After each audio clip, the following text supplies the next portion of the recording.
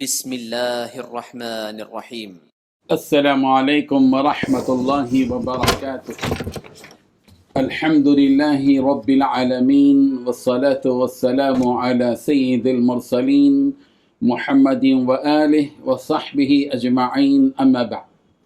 حاضرین و ناظرین، یہ درس نمبر 1644 ہے اور آج سورۃ الاحزاب کی 3 آیتوں کی تلاوت اور تشریح کی جائے گی، آیت نمبر 18، 19 اور 20۔ چلیے سب سے پہلے ہم ان 3 آیتوں کی تلاوت کرتے ہیں، لفظی ترجمے اور ترجمے کے بعد تشریح کرتے ہیں۔ اعوذ باللہ من الشیطان الرجیم، بسم اللہ الرحمن الرحیم۔ قد يعلم الله المعوقين منكم والقائلين لإخوانهم هلم إلينا ولا يأتون البأس إلا قليلا أشحة عليكم فإذا جاء الخوف رأيتهم ينظرون إليك تدور أعينهم كالذي يغشى عليه من الموت فإذا ذهب الخوف سلقوكم بألسنة حداد أشحة على الخير أولئك لم يؤمنوا فأحبط الله أعمالهم وكان ذلك على الله يسيرا يحسبون الأحزاب لم يذهبوا وإن يأتي الأحزاب يودوا لو أنهم بادون في الأعراب يسألون عن أنبائكم ولو كانوا فيكم ما قاتلوا إلا قليلا صدق الله العظيم۔ لفظی ترجمہ یوں ہے، قد یعلم اللہ تحقیق جانتا ہے، المعوقین روکنے والوں کو، منکم تم میں سے، والقائلین اور کہنے والوں کو، لإخوانہم اپنے بھائیوں سے، ہلم الینا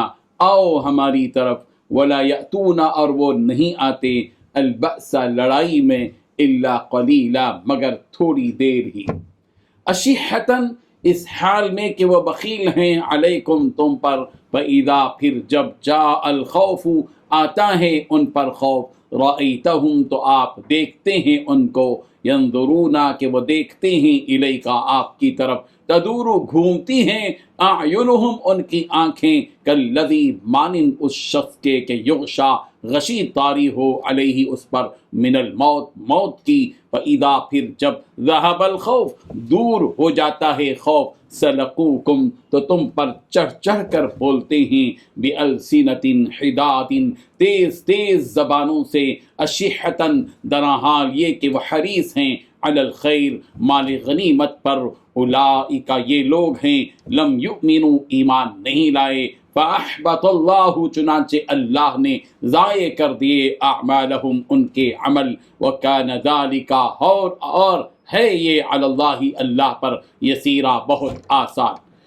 یحسبون وہ گمان کرتے ہیں، الاحزاب لشکروں کو، لم یذہبوا کہ ابھی تک نہیں وہ گئے، وَإِنْ اور اگر یأتی الاحزاب آ جائیں لشکر، یوادوا تو وہ خواہش کریں گے، لو انہم کاش بے شک وہ ہوتے، بادونا صحرا نشین، فی الاعراب دیہاتیوں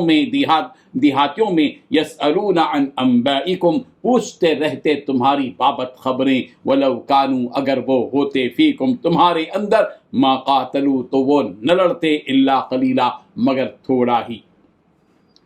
ترجمہ یوں ہے، اللہ تم میں سے ان لوگوں کو بھی جانتا ہے جو لوگوں کو منع کرتے ہیں اور اپنے بھائیوں سے کہتے ہیں کہ ہمارے پاس چلے آؤ، اور لڑائی میں نہیں آتے مگر کم، یہ اس لیے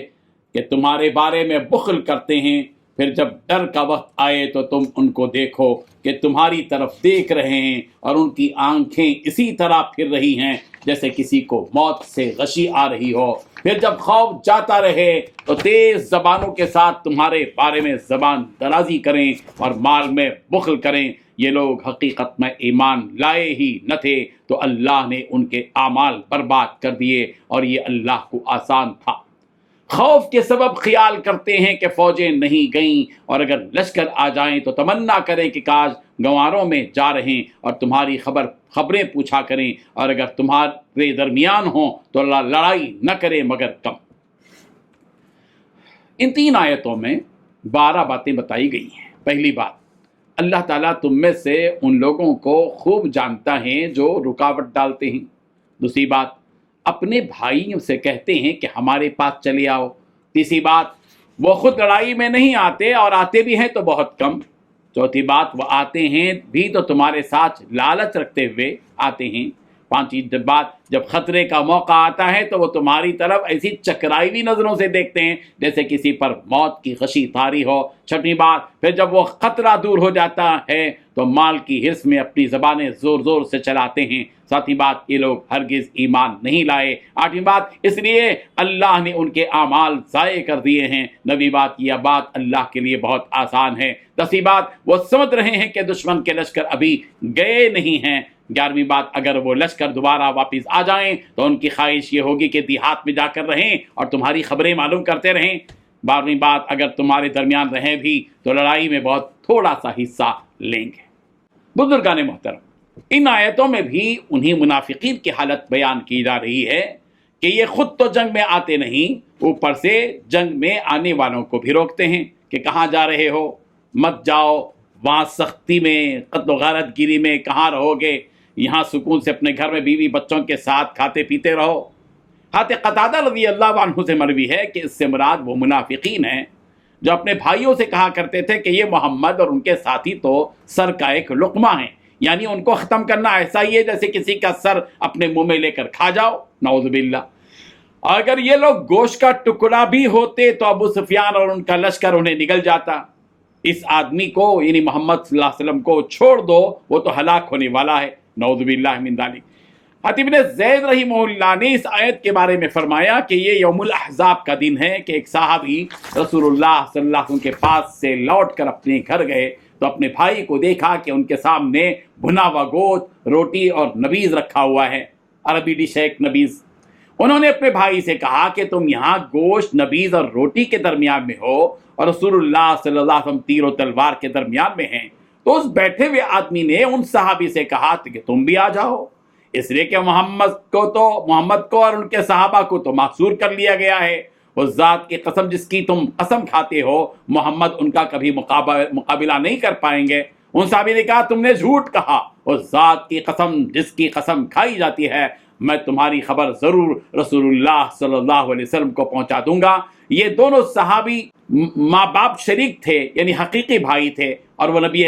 رحمت صلی اللہ علیہ وسلم کو یہ خبر دینے کے لیے نکلے تو انہیں معلوم ہوا کہ ابھی جبرائیل امین علیہ السلام نے اس بات کی خبر پہلے ہی سرکار دو عالم صلی اللہ علیہ وسلم کو پہنچا دی ہے، اور یہ آیت نازل ہوئی قد یعلم اللہ المعوقین منکم۔ اللہ تعالیٰ بیان فرما رہے ہیں کہ یہ خود بھی جنگ میں نہیں آتے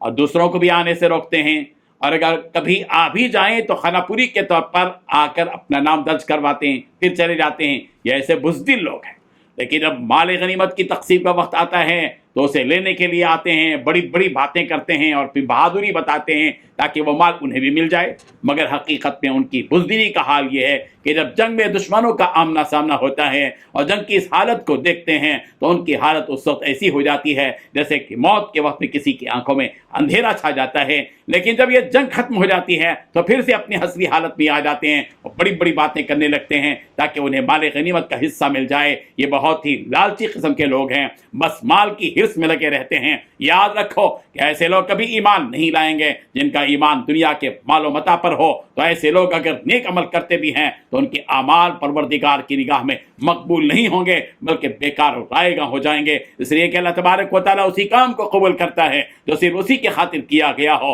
اس کے علاوہ جو بھی کام کسی اور نیت سے کیا جائے گا وہ قبول اور مقبول نہیں ہوگا، اور ان کے اعمال کو ضائع کرنا اللہ کے لیے کوئی دشوار نہیں ہے۔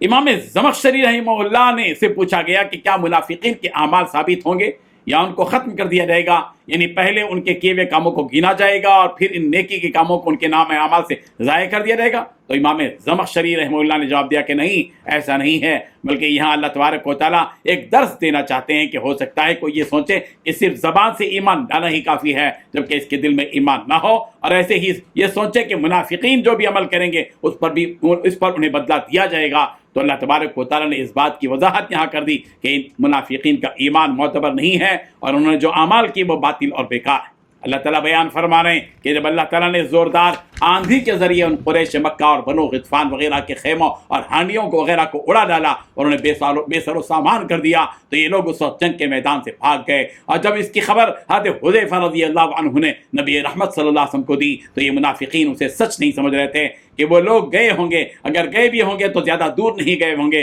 ہو سکتا ہے دوبارہ لوٹ کر پھر سے آ جائیں گے، اور اگر وہ لوگ دوبارہ لوٹ کر آ بھی جائیں تو ان منافقین کی اس وقت کی خواہش ہوگی کہ کاش ہم اپنی دیہاتوں میں بیٹھ کر محمد اور اس قریش کے لشکر کی خبریں لیتے ہوئے مزے سے بیٹھے رہیں، اگر بالفرض آپ کے ساتھ جنگ میں بھی رہے تو لڑیں گے نہیں بلکہ صرف یہ دکھائیں گے کہ گویا ہم لڑ رہے ہیں۔ یہ ہے منافقین کا کچا چھٹا یہاں ان آیات میں نکالا گیا ہے، اور ان کی حقیقت بتا دی گئی کہ ان کا بخل اور ان کی منافقت، ان کی چال بازیاں ان کو بتائی گئی ہے۔ اللہ تبارک و تعالی ہر قسم کے نفاق سے ہم سب کی حفاظت فرمائے، آمین۔ وآخر دعوانا ان الحمد للہ رب العالمین۔